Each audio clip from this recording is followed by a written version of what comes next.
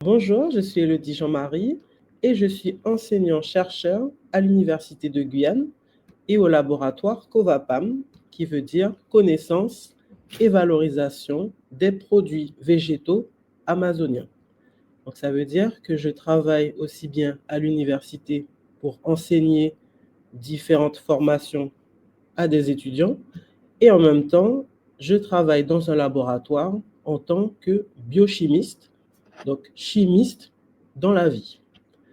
Et je travaille donc sur différentes plantes pour les produits végétaux amazoniens, donc différentes plantes amazoniennes de Guyane, comme le cacao et le cou-poisson, qui sont deux espèces qui se ressemblent. Nous regardons si le fait de transformer les fruits en jus ou en tablettes de chocolat, est-ce que ça va changer le goût? Est-ce que ça va changer la couleur? Et surtout, est-ce que ça va changer les actions que ça peut avoir sur la santé? Parce qu'on sait que lorsque l'on va faire du chocolat, on va chauffer, on va griller les fèves de cacao, et toutes ces différentes actions vont dégrader le fruit, et même si à la fin on a des produits qui seront très bons, pour la santé, ils le seront un peu moins. Alors, les différents outils qu'on utilise au laboratoire sont très variés. Donc, selon les sujets et selon les fruits qu'on va utiliser, on va devoir changer à chaque fois de machine. Moi, j'utilise principalement ce qu'on appelle la HPLC. Donc, c'est une grosse machine qui permet de séparer les molécules spéciales qui sont dans le cacao et de les regarder une à une pour savoir leur identité.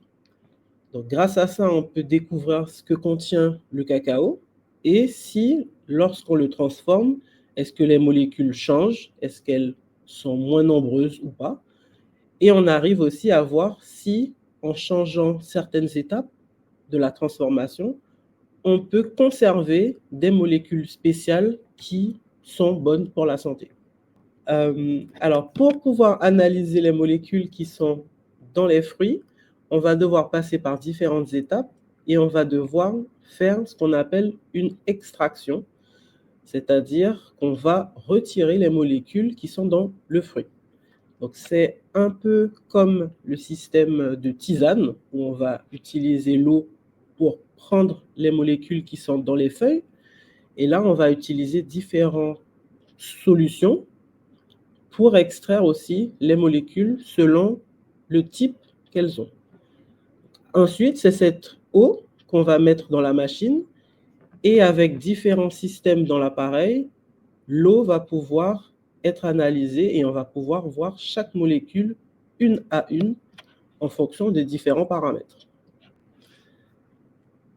Au cours de mon travail, je peux être amené à travailler dans un bureau puisque je suis enseignant et je dois préparer mes cours, mais je peux également travailler dans le laboratoire avec les différentes machines et je suis amené aussi à travailler dans les champs, dans les forêts lorsque je vais récolter les fruits et également même en entreprise où je peux aller récupérer des échantillons qui sont déjà prêts.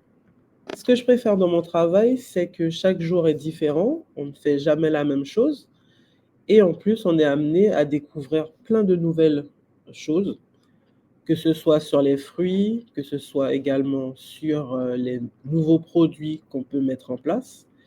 Et ces différents produits sont utiles puisqu'ils vont ensuite être mangés par d'autres personnes et potentiellement améliorer aussi leur santé. Donc c'est ce qui est le plus intéressant dans mon travail.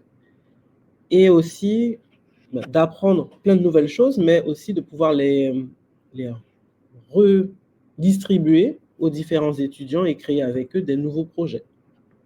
Comment devient-on enseignant-chercheur? Alors, il y a différentes voies qui sont possibles. Le plus important, c'est toujours de suivre les études qui nous intéressent. Donc, petit à petit, on s'oriente en fonction des domaines qui nous passionnent le plus. Dans mon cas, ça a été tout de suite la science des aliments. Mais c'est vrai que pour être maître de conférence, enseignant-chercheur, il faut faire plusieurs années d'études, dont notamment 8 ans.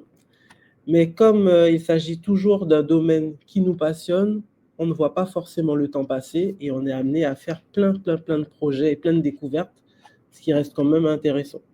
Faire de la science, c'est super excitant, c'est stimulant, et même si ça peut paraître un peu compliqué et strict, ça reste quelque chose qui reste très amusant et pour laquelle on fait plein de découvertes.